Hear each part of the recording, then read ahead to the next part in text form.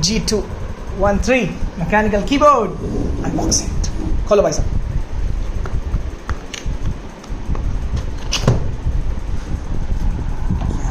क्या बात है आरती भाई।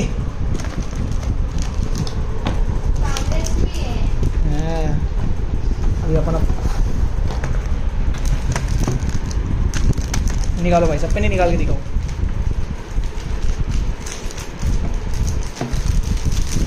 इसलिए बोला था कैंची निकालो मामा।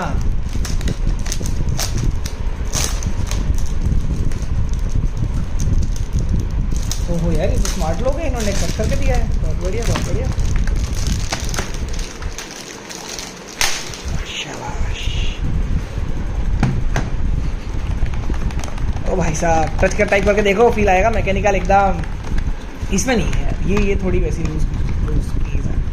ठीक है, केबल दिखाओ भैया। केबल की क्वालिटी वो बोल रहा था, बताया तो था, ढंकी है। डिटैचेबल तो है नहीं, बाकी लंबी तो खूब है केबल अपनी।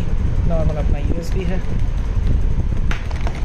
भैया मस्त चीज़ है।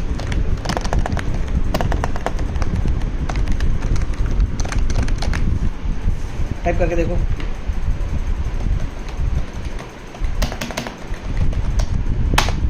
शाबाश, पकड़। लगाया, शुरू हो गया।